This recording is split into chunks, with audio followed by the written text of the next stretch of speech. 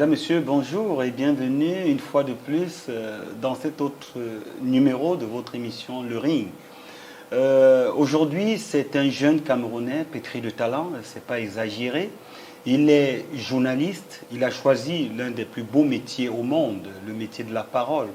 Il était en Côte d'Ivoire, mais avant d'y aller, il a roulé très jeune sa bourse dans quelques médias au Cameroun. Nous le nommons Kevin Fosso. Kevin, bonjour. Bonjour, merci pour les mots aimables à mon endroit et pour la présentation, ça me va droit au cœur. Non, je n'ai pas exagéré, hein, je le pense. Ces mots-là viennent de mes tripes et puis de mon cœur. En tout cas, merci Faustin. Merci pour l'invitation et merci à tous les internautes de Vroui TV. Ok. Il y a un mois, vous étiez en Côte d'Ivoire. Ouais, j'ai fait un mois justement, toute la période de la compétition, de l'ouverture et quelques temps d'ailleurs après la clôture de cette édition de la Coupe d'Afrique des Nations. Et disons que l'aventure s'est plutôt bien passée, quoi. En tout cas, en ce qui concerne ce qu'on avait prévu faire en termes de production, un peu moins par contre pour l'équipe nationale du Cameroun. Je pense qu'on aura l'occasion d'en parler tout au long de cette émission. De long à large. Comment trouvez-vous la Côte d'Ivoire et le Cameroun? Vous savez, il y a, je ne sais pas d'où vient cette rivalité entre ce qu'on appelle aujourd'hui des influenceurs et influenceuses. Et quand quelque chose touche les Camerounais, les Ivoiriens sont tellement intéressés. Quand c'est le cas chez les Ivoiriens, c'est les Camerounais. Comment est-ce que vous, qui étiez sur le terrain, pouvez-vous faire la comparaison, tant sur le plan du développement, sur le plan de la liberté d'expression, tout ça? Dites-nous un peu. Bon, après, vous savez, c'est difficile des facteurs comme la liberté d'expression, par exemple. C'est difficile d'avoir un jugement clair quand vous êtes juste venu le temps d'une compétition. Par contre, il y a d'autres facteurs qui sont notamment liés au développement, où on peut avoir des indicateurs assez concrets du niveau de développement des deux pays, notamment sur le plan des infrastructures routières et des infrastructures de manière générale. Moi, je note quand même que la Côte d'Ivoire a de bons points par rapport à nous. Parce que vous savez, on a l'idée qu'on se fait de la Côte d'Ivoire, c'est que c'est uniquement Abidjan qui est développé. Encore que Abidjan, il faut le dire à vos internautes, Abidjan est difficilement comparable à Douala ou à Yaoundé. Parce que Abidjan, c'est 2500 km². Douala, c'est un peu moins de 300 km². Idem pour Yaoundé, un peu moins de 300 km². C'est-à-dire qu'en termes de superficie, si vous prenez les trois villes du Cameroun, Douala, Yaoundé, Bafoussam, ces trois villes en termes de superficie ne peuvent pas atteindre le grand district d'Abidjan, qui est de l'ordre de 2500 km² et qui est permanemment en extension. Parce que il y a quelques années, on a rajouté des cités comme Benjerville. Et là, ils sont en train d'aller jusqu'à des cités comme Alépé et autres. Vous voyez un peu. Donc ça, c'est la première des choses qu'il faut... Il y a des autoroutes, comment avez-vous trouvé? Oui, bien sûr. Moi, j'ai eu la chance de faire les 5 villes, les 4 villes en tout cas, qui abritaient la compétition. J'étais logé à Abidjan, mais je suis allé à Bouaké, j'étais à Yamoussoukro, j'étais à Korogo, j'étais à San Pedro. Et il y a l'autoroute Abidjan-Yamoussoukro, il y a l'autoroute Yamoussoukro-Bouaké. Et il y a une route de très bonne qualité entre Bouaké et Korogo. Et idem, entre Abidjan et San Pedro, il y a une partie sur l'autoroute et une autre partie sur la route. Sauf qu'il y a un projet également d'autoroute qui est plutôt bien entamé entre Abidjan et San Pedro également. Oui, mais on est surpris parce que chaque fois qu'on présente, surtout pendant la CAN, qu'on présente les réalisations de Alassane Draman Ouattara, l'actuel président ivoirien, il y a une fixation sur le pont. On croirait que c'est la seule réalisation de Ouattara. Je ne sais pas s'il y a une fixation, mais en fait, pour moi, je me dis que c'est une volonté politique. Parce que, par exemple, vous voyez, à Abidjan, il y a 2 sites. Il y avait 2 sites, c'est-à-dire que le stade Ebimpe, qui porte le nom d'Alassane Draman Ouattara, et le stade historique en Côte d'Ivoire, qui est le Félicia, qui porte le nom de Félix Houphouët-Boigny, qui est situé au plateau. Sauf qu'on a joué la finale au stade Alassane Dramane Ouattara, qui porte le nom du président de la République de Côte d'Ivoire. Donc je crois qu'il y a une volonté politique de célébrer, si vous voulez, les actions, les réalisations d'Alassane Ouattara. C'est peut-être la raison pour laquelle on montre régulièrement ce pont, qu'on appelle le pont Ado. Le pont Alassane Dramane Ouattara, le pont qui porte le nom du président de la République. Mais en réalité, ce n'est pas sa seule réalisation. Oui. Et comme je disais tout à l'heure, moi je pense que sur le plan du développement infrastructurel, la Côte d'Ivoire a de très bons points. Sur le plan des infrastructures, sur le plan sanitaire, moi j'ai visité des CHU là-bas, c'est plutôt pas mal. J'ai visité aussi l'université qui est située à Cocody, si ma mémoire ne me joue pas de photos, pas mal également. Et voilà, moi j'ai par exemple, je vais vous dire la vérité, moi j'ai vécu à moins à 2 reprises des scènes où il y avait des cas d'accident dans la ville d'Abidjan notamment, et en moins de 5 minutes, les ambulances débarquaient. Vous roulez partout à Abidjan, il y a un système de caméra surveillance qui est très développé. Vous ne mettez pas votre ceinture, vous êtes flashé, le propriétaire reçoit une amende qui va payer soit quand il ira à la visite technique. À Abidjan, je ne sais pas si c'était pendant la CAN, mais moi j'ai fait 1 mois à Abidjan, j'ai quasiment pas connu de coupure d'électricité. Vous voyez un peu, ni de coupure d'eau. Bon, j'ai dit ça à quelqu'un, il m'a dit que c'est parce que c'était la CAN. Et la même personne qui m'a dit que c'est parce que c'était la CAN, c'est lui-même rappelé que pendant la CAN au Cameroun, on coupait quand même. Donc ça, c'est quelques bons points. Mais pour autant, c'est pas pour dire qu'il n'y a pas une volonté. Moi, ce que j'ai remarqué quand on était en Côte d'Ivoire et qu'on présentait certaines réalisations de la Côte d'Ivoire, les gens avaient comme l'impression qu'il y avait une volonté de mettre en opposition les deux pays. Non, ce n'est pas ça. Ce n'est pas ça. Au contraire, je pense que ce qu'il faut davantage faire quand on part dans un autre pays, c'est montrer ce que ce pays a de mieux pour pousser son pays à se développer. C'est-à-dire que quand vous partez à la rencontre d'une autre personne, vous devez principalement vous focaliser sur les qualités de cette autre personne. Mais il n'y a qu'au Cameroun qu'on évolue comme si on fuyait la réalité, comme si on n'aimait pas accepter un certain nombre de choses, et comme s'il y avait un problème particulier à dire que non, celui-ci a ceci de plus, celui-là, cela de plus. Kevin, nous restons toujours sur le plan du développement. Mais les Camerounais pensent que le niveau de vie en Côte d'Ivoire est très élevé. Vous y étiez, qu'on ne s'en sortirait pas avec un salaire de 300 000 francs à Abidjan. Alors qu'au Cameroun, on avait 150 000, d'après certains politiciens. Vous êtes sûr de ce que vous dites? 150 000, non, de vous à moi. 150 000. Quelqu'un qui gagne 150 000 mensuellement. Au Cameroun. Dans la ville de Douala, vous pensez qu'il s'en sort? Non, quelqu'un qui gagne 150 000 à Douala, il vit pour nourrir le bailleur et nourrir le taximan. Non, mais il ne s'en sort pas. Ce que moi je peux vous dire, c'est qu'il y a 2 choses principalement qui, d'après moi, le niveau de vie, et ces choses-là, c'est beaucoup plus à Abidjan. C'est beaucoup plus à Abidjan, pas dans les autres villes. 2 choses qui font que le coût de vie est beaucoup plus élevé à Abidjan qu'ailleurs. C'est principalement l'hébergement, c'est-à-dire le loyer et le transport. Moi, j'ai essayé de regarder, je crois que un loyer que vous pouvez avoir à Douala à 50 000, vous allez l'avoir à Abidjan à 85 000, 90 000, par là. Maintenant, le transport, il faut noter aussi, s'il faut parler du transport, que les distances sont particulièrement longues. Je vous ai parlé de la superficie d'Abidjan tout à l'heure, qui est de 2500 km². Donc les distances, déjà, ce n'est pas uniquement du fait du coût des transports, c'est aussi du fait de la longueur des distances. Les distances sont particulièrement longues.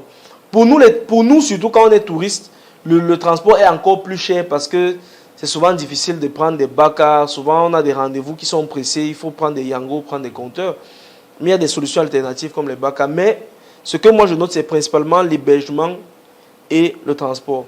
Pour ce qui est de l'alimentation, comme ici à Douala, à Abidjan, il y a des endroits où vous pouvez manger à 500. Où vous pouvez manger à 1000 francs. Vous allez manger la sauce graine? Oui. Comment avez-vous trouvé? Surtout le premier jour où je suis arrivé, j'ai été accueilli par une famille qui m'est chère, que je tiens d'ailleurs à saluer ici, la famille Kamdem. Et donc c'est chez eux que j'ai mangé un bon plat de riz, sauce graine, dès le premier jour, dès le jour où je suis comment arrivé. avez-vous trouvé la gastronomie ivoirienne? Peut-être que je vais choquer certains de mes amis ivoiriens, mais en tout cas pas meilleur que la gastronomie camerounaise. Et les filles aussi? C'est mon avis. Et les filles? Les filles, moi j'en ai vu quelques-unes, ça c'est sûr. Oui. Quand vous voulez aussi que je fasse la comparaison entre les filles... Non, pas ça. Vous étiez là... Non, mais bien sûr que, comme partout en Afrique, les femmes, on a de très belles femmes. Hein. Donc en Côte d'Ivoire, elles sont toutes aussi belles que... Il y a quelque chose, Kevin, d'après mes recherches, les Camerounais connaissent une explosion en Côte d'Ivoire, et peut-être parfois dans presque tous les domaines. Qu'est-ce qui peut expliquer ça? Et vous les avez rencontrés. Je vais citer en passant le célèbre pasteur Raoul Wafo. J'allais dire le milliardaire Raoul qui vous a accordé une interview. Effectivement. Oui, et il faut dire qu'en Côte d'Ivoire, j'ai consacré une bonne partie de mon temps à réaliser des contenus sur les Camerounais installés en Côte d'Ivoire. Le premier contenu d'ailleurs concernait une dame qu'on appelle Marie-Gisèle Abella, qui a un grand maquis dans la commune où j'étais logé à Bingerville. Et c'est une Camerounaise qui est mariée à un Ivoirien, et qui a un grand maquis là-bas, qui est bien installé. Et après elle, j'ai fait plusieurs Camerounais, notamment Franck Opa. En fait, ils sont pas mal de Camerounais quand même. Et moi, je pense que les gens ont juste la mémoire courte quand ils parlent souvent de l'histoire entre la Côte d'Ivoire et le Cameroun. Certains font comme si l'histoire entre la Côte d'Ivoire et le Cameroun a commencé avec nos récentes confrontations des années 2000, ou peut-être avec le mariage entre Samuel Eto'o et Georgette. Pourtant, quand vous faites une analyse pertinente, vous allez vous rendre compte qu'il y a eu un grand mouvement migratoire des Camerounais vers la Côte d'Ivoire entre les années 80 et les années 90. À la fois dû à une volonté politique du président Houphouët-Boigny d'ouvrir ses portes à certaines intelligences, et au premier rang desquelles des Camerounais et des Togolais et des Béninois, notamment dans le domaine de l'enseignement et même dans le domaine de la médecine. Et aussi, entre les années 80 et les années 90, il y a aussi eu de grands mouvements d'étudiants camerounais qui quittaient du Cameroun vers la Côte d'Ivoire. Et aujourd'hui, on a deux types de Camerounais installés en Côte d'Ivoire que moi j'ai pu recenser. Il y a des Camerounais qui découlent de cette période-là, c'est-à-dire que des Camerounais qui sont venus à l'occasion de ces mouvements, qui étaient des étudiants dans les années 90 en Côte d'Ivoire, qui sont installés aujourd'hui.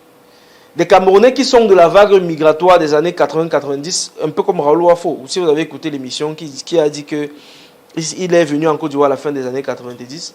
Et il y a des Camerounais qui appartiennent à la nouvelle ère, c'est-à-dire qui sont de cette ère-ci, qui sont de cette nouvelle tendance, qui trouvent la Côte d'Ivoire fun, qui trouvent que la Côte d'Ivoire est ouverte aux affaires et tout ça. Donc c'est ce qu'il faut... c'est ce qu'il faut prendre en compte, en fait. Et donc, ce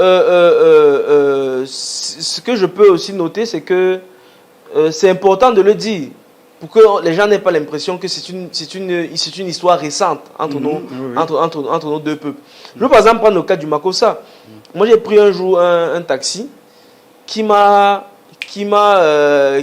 mimé la plupart des chansons de Petit Pays qui ont marché dans les années 90. Un taximan à Caen, un Ivoirien. Et je lui ai dit, mais en fait, quelle a été la prise de contact entre toi? Le contact, c'est nous à quel moment entre toi et la culture camerounaise. Et il m'a expliqué que, en fait, courant de ces années-là, de ces années 80-90, quand les étudiants camerounais arrivaient à Abidjan, ils importaient la culture. Ils venaient avec les CD, ils venaient avec le style vestimentaire, ils venaient avec le style culinaire. Et c'est comme ça. C'est pour ça que la musique camerounaise a beaucoup marché en Côte d'Ivoire. Dans les années 80-90. Oui. C'est pour ça que les Sans Fantômes ont bien marché. Parce que les étudiants qui constituent ce qui constitue ont importé cette culture. Et même Jean-Michel Cancan. Bien sûr, Jean-Michel Cancan. En tout cas, les Ivoiriens connaissent très bien Jean-Michel Cancan, connaissent très bien Sanfan Thomas. Les Ivoiriens d'une certaine époque surtout. Sanfan Thomas, Petit Pays, beaucoup Petit Pays. Okay. Beaucoup, non, les Ivoiriens de la génération 80-90, ceux qu'ils adorent Petit Pays. Et moi, j'avais toujours, à chaque fois que je tombais sur des Ivoiriens, même si c'est des Ivoiriens d'une génération qui ne connaissaient pas Petit Pays, moi je mettais toujours la chanson C'est bon. Ayo Abidjan, ayo ayo Abidjan. Anaton dit non, pas vous devez connaître la chanson. Oui, je connais très bien la chanson, une très belle chanson d'ailleurs. Avez-vous visité la plus grande édifice religieuse au monde? Si mes souvenirs. À la basilique de Yamoussoukro? Non, honnêtement, je l'ai vu à distance. Je l'ai vu à distance d'ailleurs quand j'allais à Boaké. J'aurais voulu prendre des images aériennes de cette basilique. Malheureusement, on ne peut pas se départager, je n'ai pas eu le temps. Mais je l'ai visité, je l'ai vu à distance et j'ai trouvé cet édifice. En tout cas, c'était assez impressionnant, vu de distance. Kevin, sortons donc de ce côté infrastructurel. J'allais dire ça y est, vous êtes jeune. J'espère que j'ai rien oublié. Hein. Oui. Mais je voulais juste insister, je voulais juste revenir sur m'adresser aux Camerounais qui ont eu le sentiment que leurs frères sont partis en Côte d'Ivoire pour dénigrer le Cameroun, qui n'en est rien. Il n'en est rien du tout. Moi, je ne pense pas que il y a un Camerounais qui soit habité par la volonté intrinsèque de dénigrer son pays. Tous les Camerounais aiment leur pays. Sauf que les Camerounais manifestent leur amour pour le Cameroun différemment. Il y en a qui pensent que le meilleur moyen d'aimer le Cameroun, c'est de masquer les vérités, de ne pas parler, de ne rien dire, de dire tout est beau, tout est blanc. Ça, c'est une manifestation d'amour. Il y en a qui pensent que le meilleur moyen d'aimer le Cameroun, c'est de lui dire ses vérités et de placer le Cameroun face à un miroir pour lui dire que regarde, est-ce que ça c'est le visage que tu souhaites avoir? Et je pense que même les Camerounais qui appartiennent à la première catégorie que j'ai citée, une fois arrivés en Côte d'Ivoire, ont commencé à appartenir à la deuxième catégorie. Il faut suivre mon regard. Vous allez comprendre ce que je dis. C'est parce que le contraste était frappant.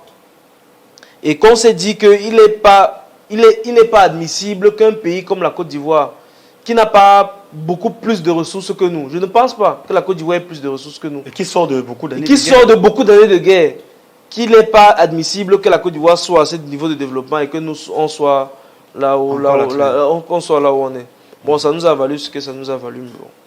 Je tenais juste à le dire pour sortir de... Non, moi personnellement, j'ai aimé, je te suivais de bout en bout et c'était un travail vraiment extraordinaire. Peut-être qu'on en parlera dans la suite de l'interview. Ils ont souhaité mon arrestation parce que j'ai interviewé Ngando, parce que j'ai fait mon travail. Oui, on va parler de ça. Oui, jusqu'à quel niveau on va parler de ça. C'est ça. Maintenant, nous sortons de ce côté Sassaye, mais votre première mission, c'était couvrir la CAN.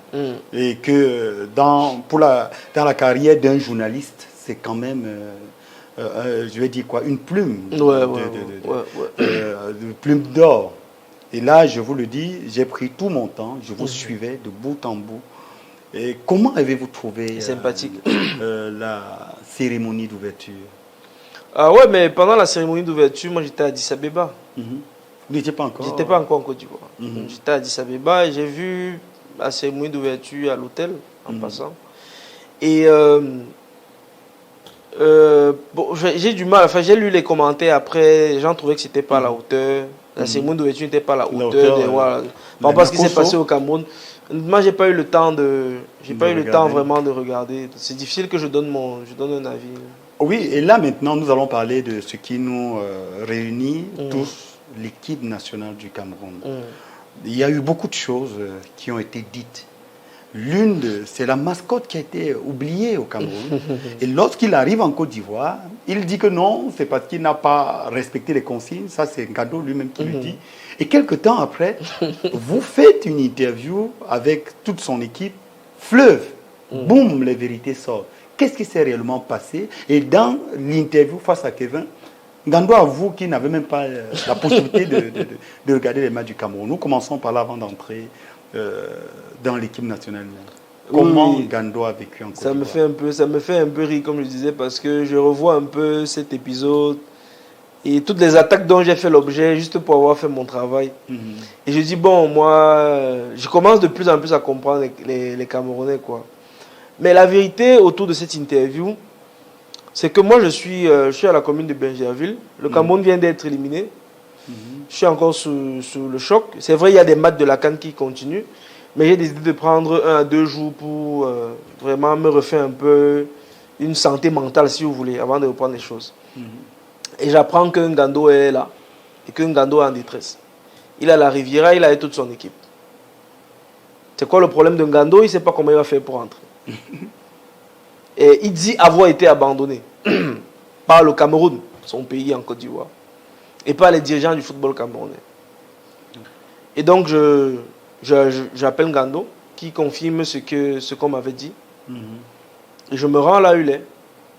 Et on décide d'enregistrer l'interview. Et l'idée, c'est de pouvoir attirer l'attention sur sa situation et éventuellement de permettre aux gens de venir en aide en Ngando pour qu'ils puissent rentrer au Cameroun, parce que c'était ça le plus important. C'était ça le but.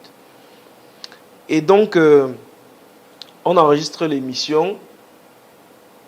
Et avant de diffuser l'interview, on diffuse d'abord un extrait. En fait, on diffuse d'abord le medley, c'est-à-dire l'annonce. C'est-à-dire que la vidéo de Ngando qui annonce l'émission. Et l'intervalle qu'il y a entre l'annonce de l'émission et la diffusion de l'entretien est d'à peu près 2 heures de temps. Et disons 10 minutes, alors que l'annonce de l'émission tournait déjà, 10 minutes après la publication de l'émission en ligne, je reçois un appel de Ngando qui me dit ne diffuse pas. Je lui dis qu'il se fait trop tard. Que l'émission est déjà en ligne et que ce n'est même plus à mon niveau, parce qu'en moins de 10 minutes, l'émission avait déjà, sur la page, était déjà à plus de 500 partages. Je ne lui ai pas demandé pourquoi, mais connaissant un peu comment est-ce que ça fonctionne chez nous, je sais qu'il a été victime de pression. C'est-à-dire que entre l'annonce de la tenue de l'interview et la diffusion de l'interview, je sais qu'il a été victime de pression, d'énormes pressions. D'ailleurs, je sais personnellement qui a fait l'objet de pression sur Ngando Piquet. Je ne dirai pas son nom ici, mais je sais personnellement qui a fait l'objet de pression et quels sont les mots qu'il a utilisés.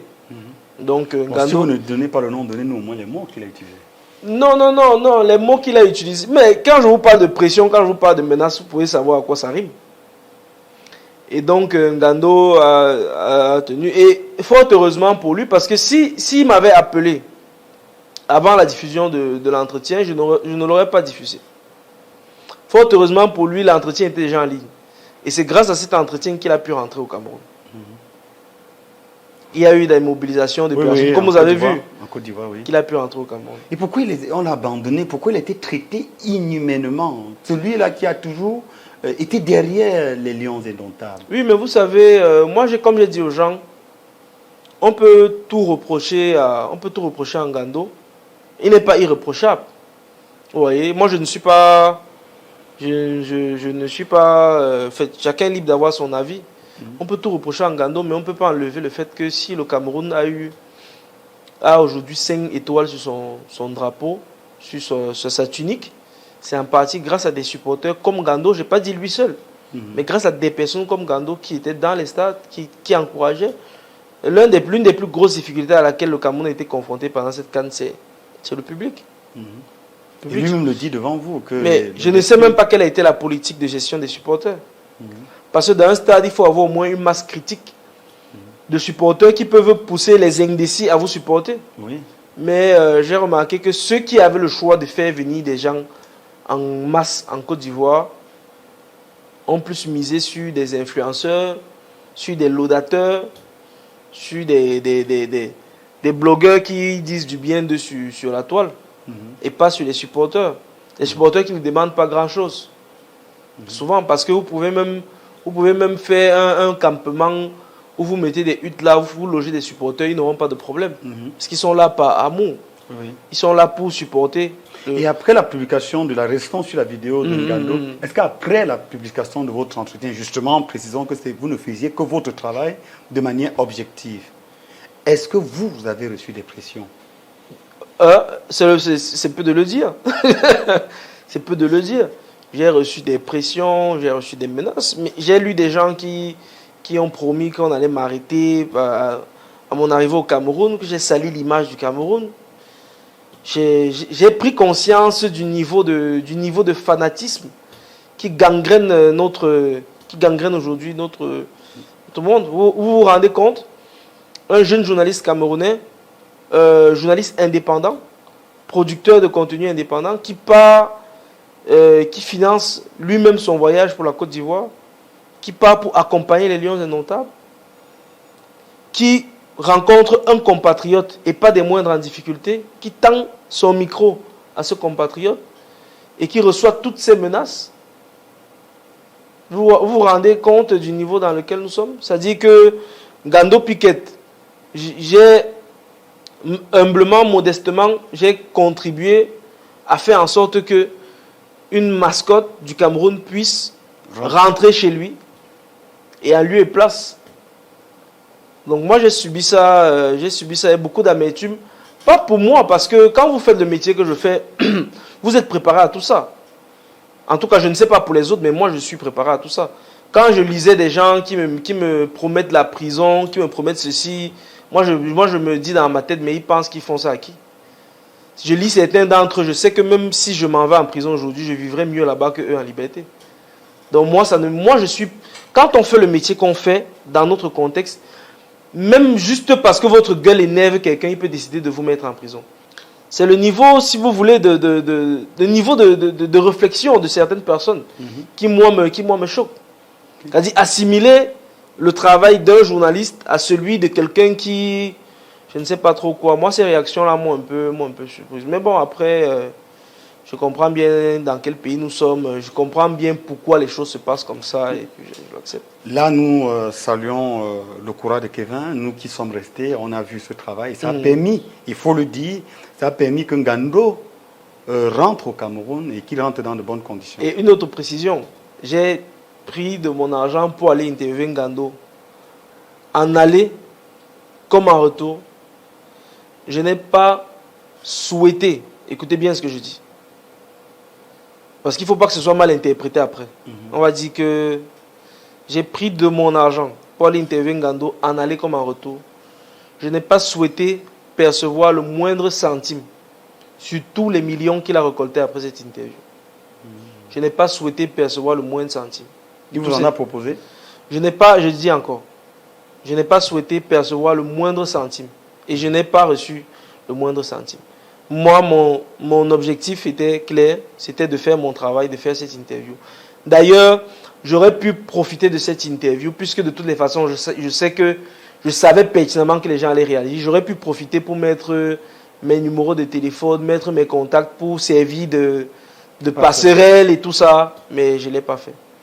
Vous n'avez fait que votre travail? Je n'ai fait que mon travail. Et j'ai été remercié par les Camerounais de la manière que tout le monde connaît. Bien, nous continuons toujours dans cette interview, mais nous parlons, là après Ngando, nous allons rentrer dans la prestation de l'équipe nationale du Cameroun.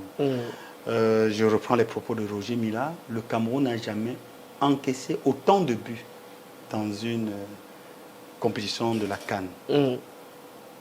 Comment vous qui étiez... je vous ai regardé, je préfère le dire encore, en insister, vous étiez partout, vous étiez derrière les Lions indomptables. Oui, partout. Durant les partout. Je suis arrivé à Abidjan le 14. Le lendemain, le 15, les Lions jouaient. Le 14, je n'ai pas pu retirer mon accréditation, c'était un dimanche. Le 15, je l'ai fait très tôt le matin et j'ai pris la route juste après pour Yamoussoukro, pour aller suivre les Lions. Et tous les matchs des Lions, du premier jusqu'au dernier match, même certaines séances d'entraînement, j'ai fait des comptes rendus de ces matchs. Moi, la prestation des Lions, comme je vous ai dit, je ne sais pas si je vous l'ai dit en off ou je vous l'ai dit en début d'émission, la seule fois où j'ai cru aux Lions indomptables, c'était contre le Nigeria. La seule fois. Mais sinon, honnêtement, quand moi je suis quitté quand j'ai prévu d'aller couvrir, j'ai prévu la couverture de la CAN, je me suis dit que je vais rentrer après la finale. Et je savais pertinemment que je n'allais pas rester là juste pour regarder les Lions.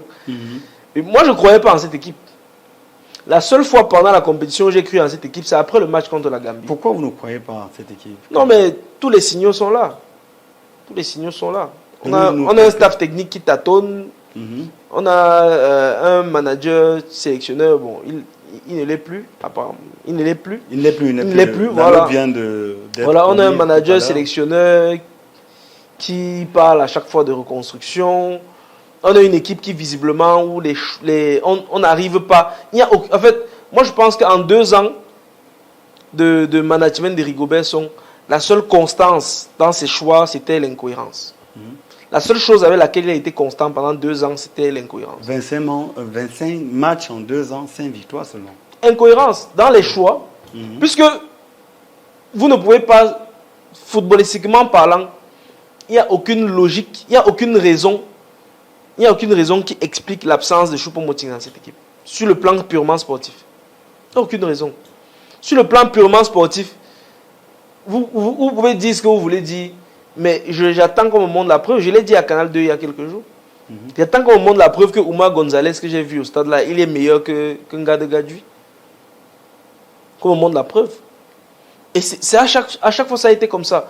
Une fois, vous avez Nicolas Nkoulou qui évolue dans le même championnat que Harold Moukoudi.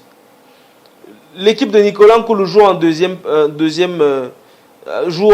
partie du classement. Et vous avez Harold Moukoudi, je crois qu'à AEK Athènes, son équipe, ils sont premiers, ils sont champions. Harold Moukoudi enchaîne de bonnes performances. Et la même période, Rigobert Song, il sélectionne Nicolas Nkoulou, qui lui est dans un club qui est en bas du classement, qui n'est même pas titulaire dans ce club. Et dans le même championnat, laisse quelqu'un qui est premier du championnat et qui est titulaire incontestable, avec de très bons résultats. Donc, il n'y avait que des incohérences. Que des incohérences. Maintenant, je peux vous parler des facteurs. Il ne fallait pas, que vous avez dû voir aussi sur les réseaux sociaux. Oui, bien sûr. Pour la première fois, moi, je l'ai dit encore l'autre jour, et quelqu'un m'a dit que non, il y a des exemples. Pour la première fois, j'ai vu un banc de touche où l'entraîneur principal est sur le banc de touche, mais des membres du staff ont des talkie-walkie. Oui, ils écoutent qui? Tu ne vas pas me dire que Raymond Kala, c'est une note vocale de son épouse qu'il écoutait pendant que le match passait. Non. Tu peux bien imaginer avec qui il parlait. Oui. Tu te fais une idée? Oui, bien sûr. C'est qui? J'ai lu sur les réseaux sociaux, ce serait Samuel Eto'o-Fils. On a parlé de l'hyper-président. Moi, j'ai pas pris le risque de citer son nom. Oui, mais c'est les réseaux sociaux. Je suis un peu comme Kevin. Je dis un peu ce que je pense. Mais comment est-ce que, journaliste très objectif que tu es, Kevin, as-tu jugé ça? Parce que, quand même, pour une première fois, la chose sportive était donnée aux joueurs et pas les moindres. Qu'est-ce qui peut justifier ce désordre, je peux le dire?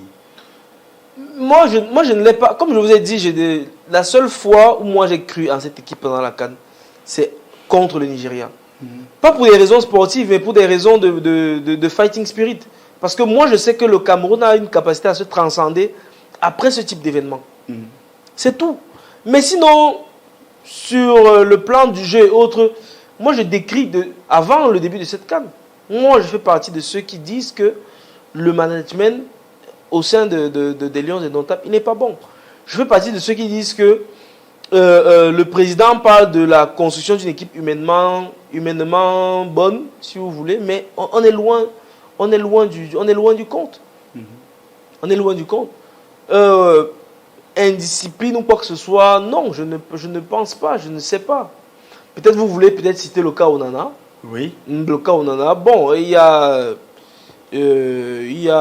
visiblement des guéguerres entre Onana et le staff management des Lions indomptables. Il est venu en retard, mais il faut noter qu'il a pu jouer ces matchs-là à Manchester United avec Laval, la Fédération camerounaise de football. Il faut le noter. La preuve, c'est que on a un cas similaire à l'Olympique de Marseille, où le joueur n'a pas répondu à la convocation et l'OM n'était pas en mesure de faire en sorte qu'il joue. Tout au long de cette compétition, il a finalement été prêté. Mais là, également, avant qu'on ne termine, c'est quand même l'une des rares fois où les joueurs, les Camerounais refusent de venir à l'équipe nationale, de répondre à l'appel de leur... Non, c'était un seul cas. Oui, le gars de Marseille. Un seul cas, son nom m'échappe. Son nom, ça me reviendra peut-être avant la fin de l'émission. C'était un seul cas. Oui. Il y a eu un temps fort pendant cette CAN. Je vais te dire que pour la première fois, je me suis senti aussi supporter. Je regardais ce match et les Camerounais ont démontré, parce que la Gambie venait terrasser les Lions. Et le Lion a rougi ce jour-là. Et toi, tu étais dans les gradins. Comment était l'ambiance?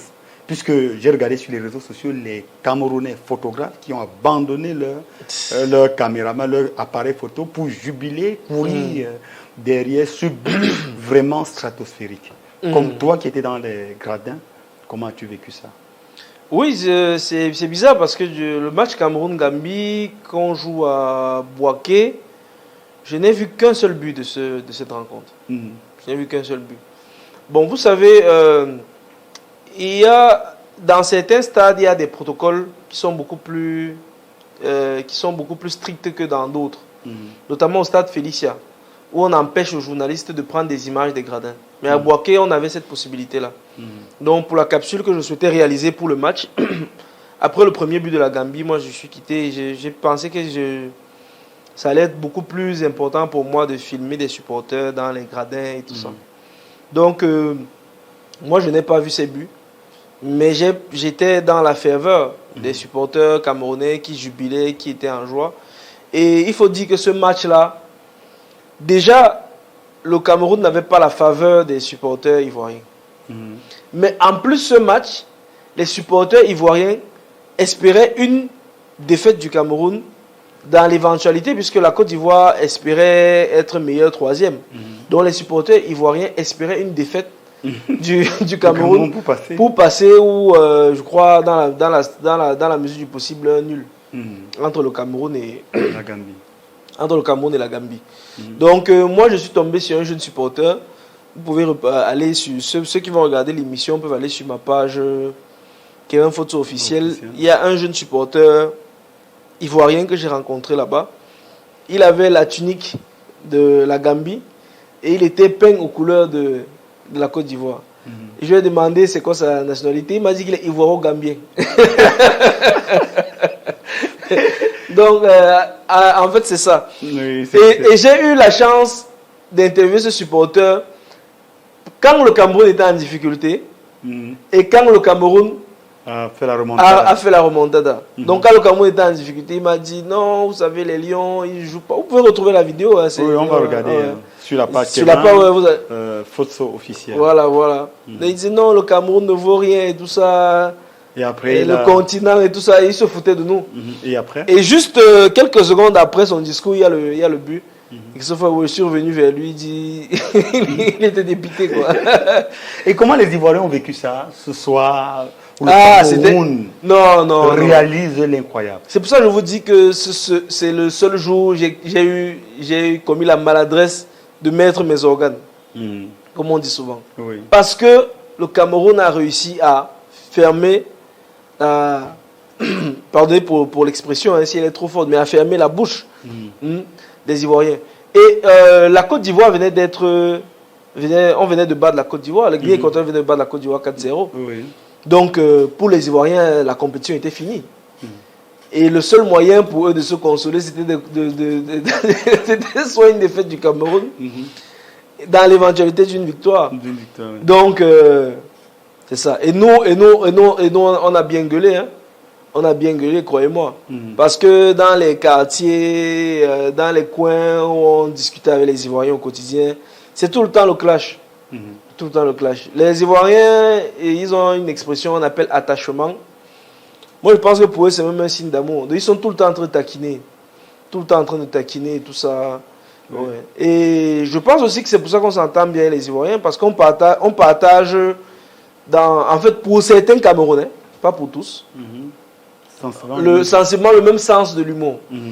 Que les Ivoiriens n'ont pas forcément avec d'autres pays. Et là, c'était l'espoir, l'espoir renaît. Les Camerounais attendent le match contre le Nigeria. Mais je vous dis, le lendemain de ce match, c'était l'union sacrée. Parce que le prochain match du Cameroun devait avoir lieu à Abidjan. Donc toute la presse camerounaise se retrouvait à Abidjan. Pour la première fois, toute la presse camerounaise se mettait ensemble. On parlait d'une même voix, on a fait des photos de famille, on a mangé, on a bu ensemble. C'était quelque chose se créait, quoi. Quelque chose se créait, on était contents. On a vu l'ambiance dans la tanière, Samuel Eto'o pour les larmes de bonheur. Ouais. C'était vraiment waouh. Au paradoxal de se dire que notre président pleure pour une victoire face à la Gambie, mais l'émotion était là. En tout cas, tout le monde était pris vraiment d'émotion. Tout le monde était pris d'émotion.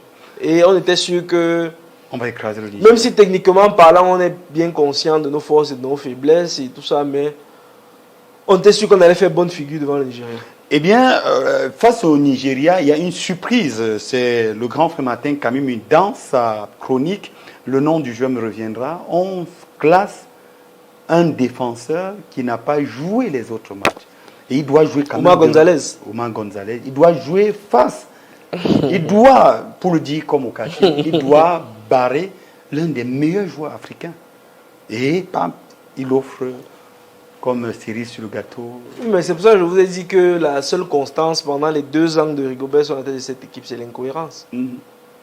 Parce qu'il faut faire preuve d'incohérence pour penser qu'à ce moment de la compétition, Omar Gonzalez a à la fois le bagage physique et surtout le bagage émotionnel pour gérer Osimhen. Moi, j'ai vu Osimhen au stade. Croyez-moi, c'est pas le même athlète qu'on voit à la télé. Hein. C'est pas le même athlète qu'on voit à la télé.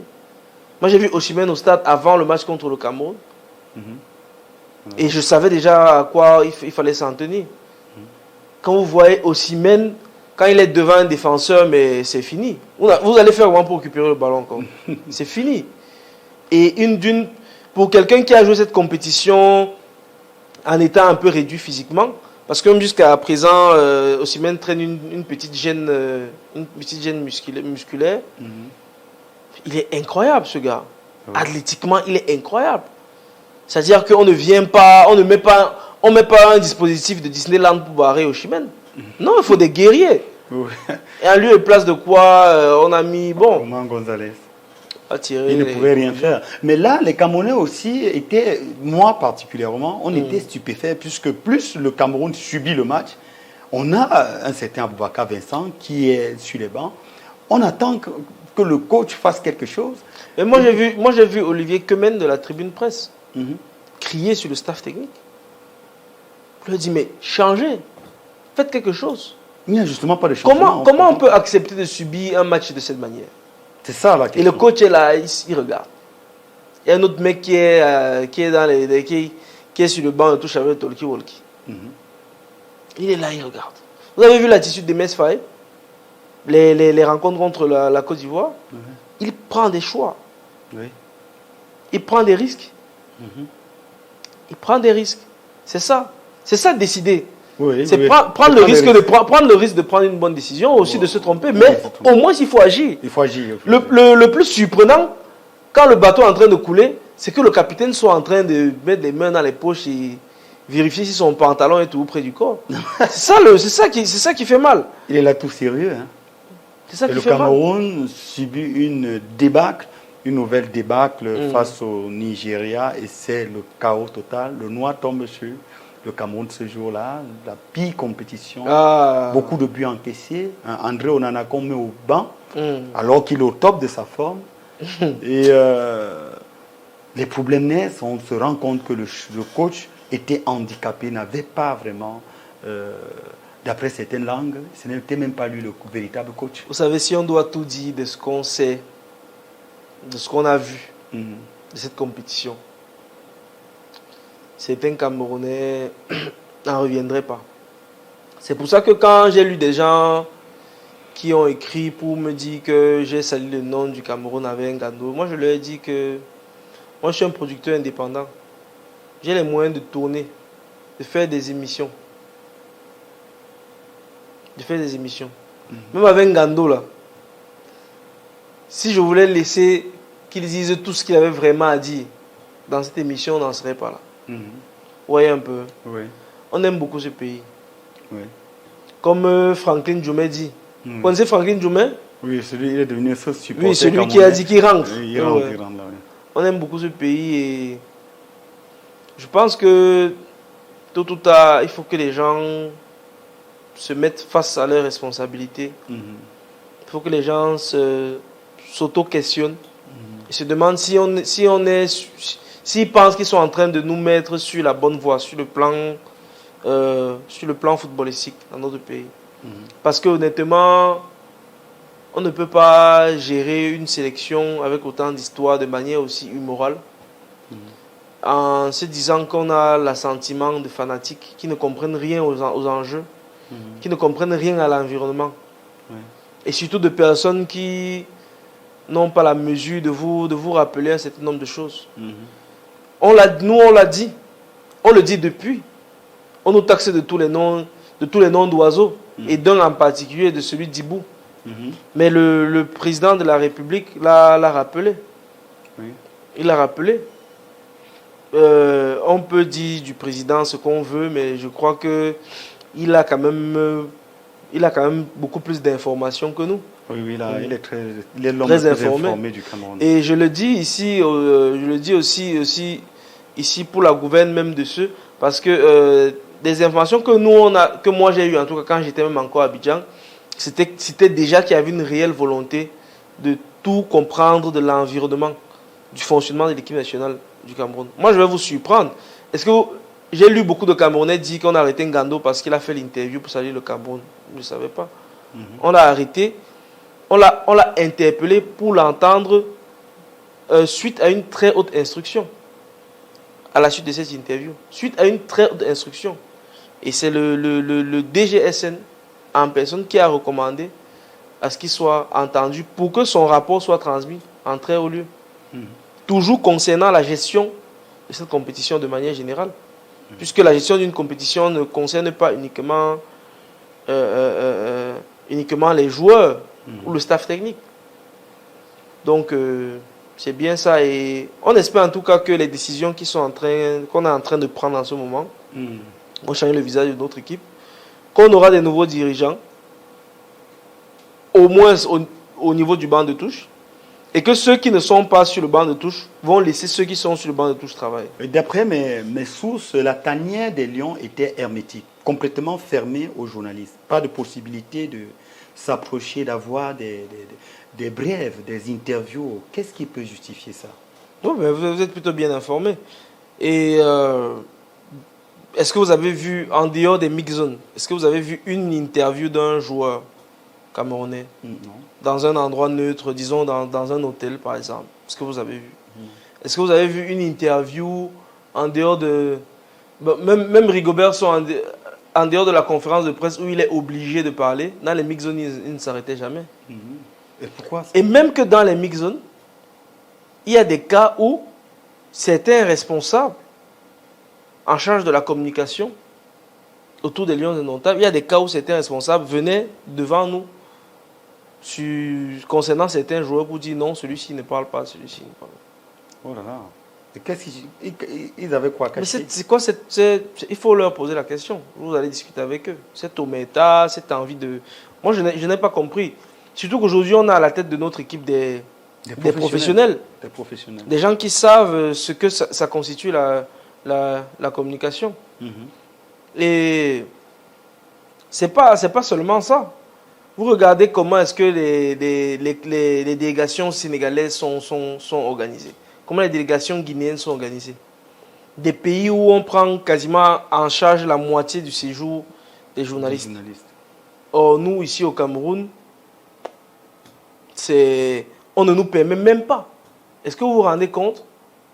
Un journaliste qui vit de l'information, qui se tape des milliers de kilomètres pour informer, pour avoir l'information, qui ne vous demande rien, qui souhaite seulement avoir des personnes, des joueurs ou des responsables qui peuvent s'exprimer. Et on cloisonne totalement à tanière comme ça, il faut leur poser la question. Oui, je pense que les conséquences sont en train de tomber. Oui, je veux dire, c'est que la FECAFOOT a un problème, un rapport avec les journalistes. Il y a un sérieux problème. Il faut un peu leur demander ça. Si le jour où vous allez recevoir un responsable de la FECAFOOT ici, quel est leur problème? Demandez quel est leur problème avec la presse. Ça, c'est dingue. De deux, rappelez-leur que le travail du journaliste n'est pas là pour applaudir.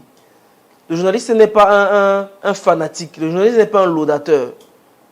Ce n'est pas son travail. C'est-à-dire que vous n'allez pas décider d'exclure la presse ou d'exclure certaines personnes dans la presse parce que ces personnes ne disent pas ce que vous avez envie d'entendre. Ce n'est pas comme ça que ça se passe. Vous voyez un peu. Il est objectif, le journaliste. Considérons même qu'il manque d'objectivité. Le journaliste n'est pas un chargé de communication. N'est pas le chargé de communication de la fédération. Il n'est pas là pour dire que le président est beau, la vice-présidente est belle, les joueurs sont bien coiffés. Ce n'est pas son rôle. Le journaliste est libre de parler du train qui arrive en retard. C'est-à-dire que si vous voulez venir tous les jours à l'heure, le journaliste est libre de décider de ne parler que du train qui arrive en retard.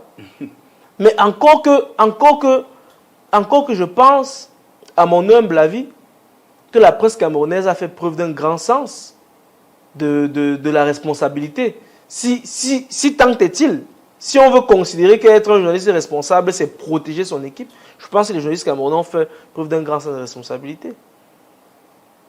Non, on n'a pas jeté à la vindicte populaire notre équipe. Même quand des informations sensibles étaient connues de tous. Je le pense. Mais malgré ça, la fédération continue d'entretenir une relation assez incompréhensible avec la presse, avec les journalistes. Bon, libre à eux. Hein. Libre à eux. Kevin, le président de la République, l'a dit le 10 février que les mesures seront prises. Nous venons d'être informés, et avant d'entrer dans ce studio, que les mesures sont déjà en marche. Rigobert Song ne sera plus le sélectionneur, manager, comme lui-même le dit. Et d'après mes sources, c'est avec toute sa clique, tout le banc de touche. Il n'est pas le seul. Quel regard en tant que journaliste portez-vous sur cette mesure?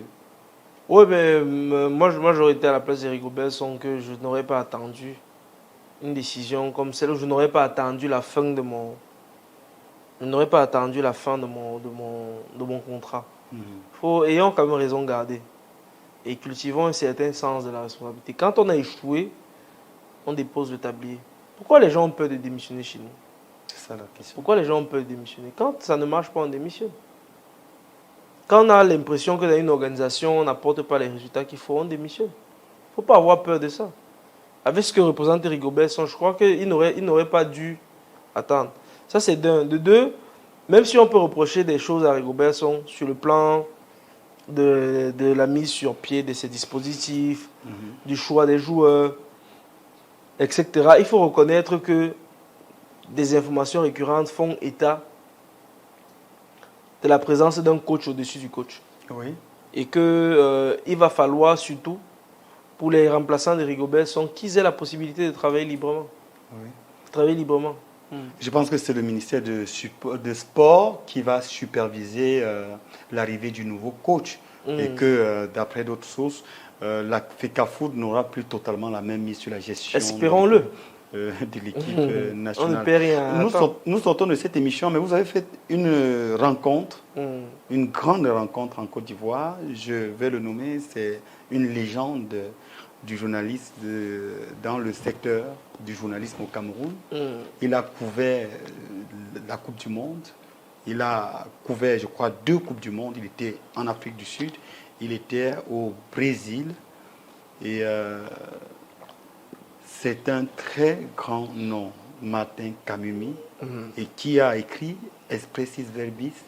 Je vous recommande de vous abonner massivement à la page de Kevin Fosso. C'est une grande surprise.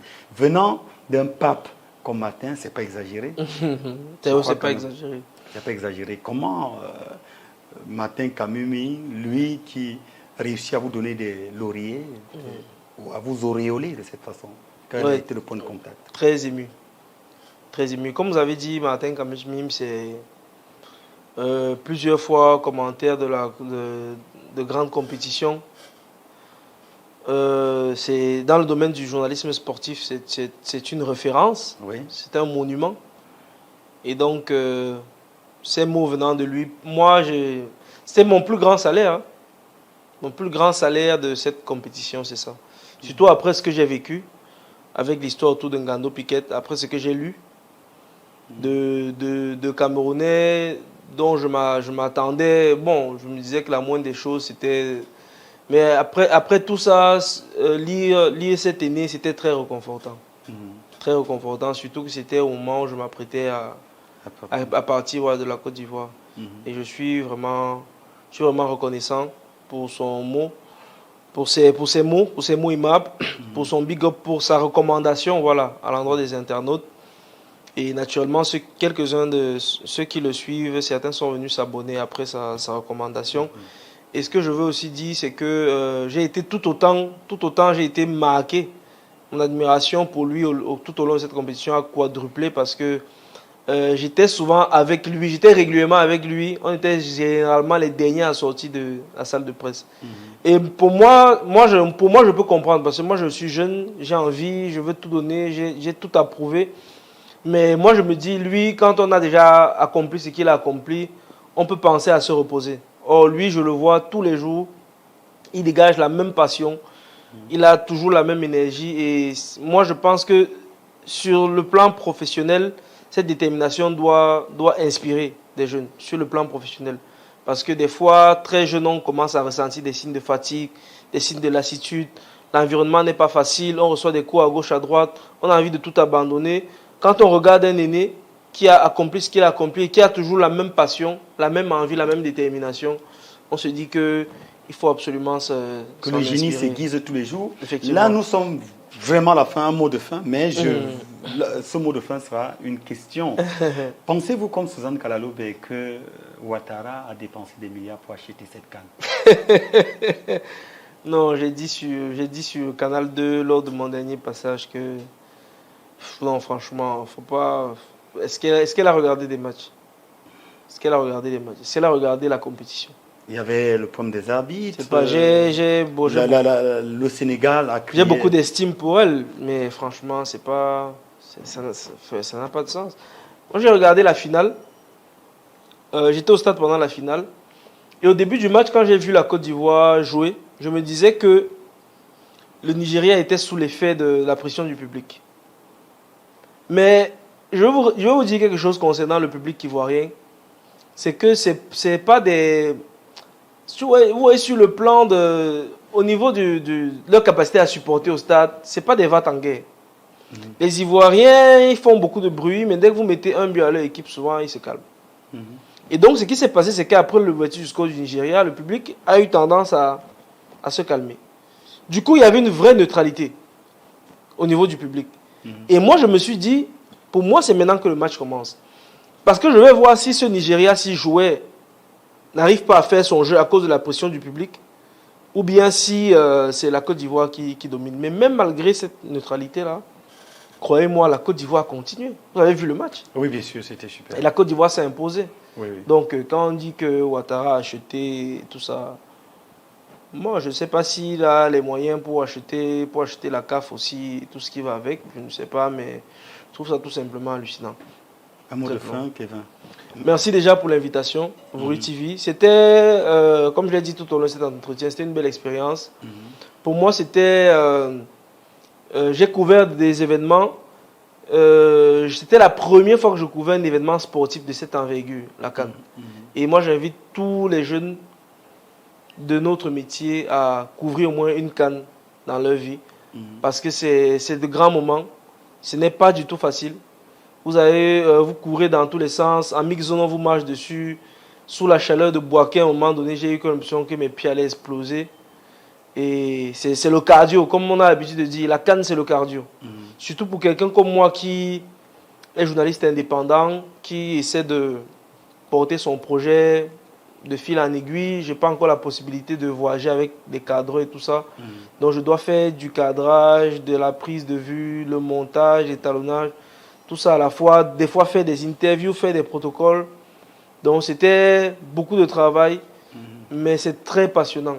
Ouais. Même si on sort de là avec des difficultés, même si après il y a l'expérience engrangée, on se dit que c'est quelque chose d'assez historique, surtout d'avoir vécu ce qu'on a vécu pendant un mois en Côte d'Ivoire.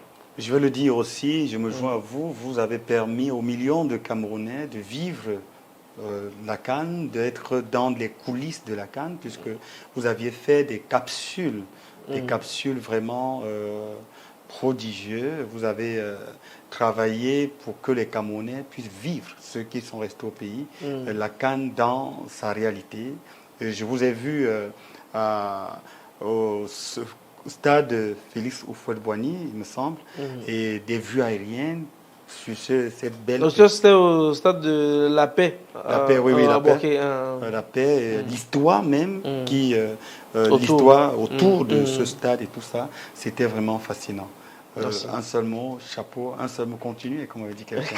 Merci beaucoup. Retrouvons-nous très bientôt dans un autre numéro avec un autre client. Portez-vous bien.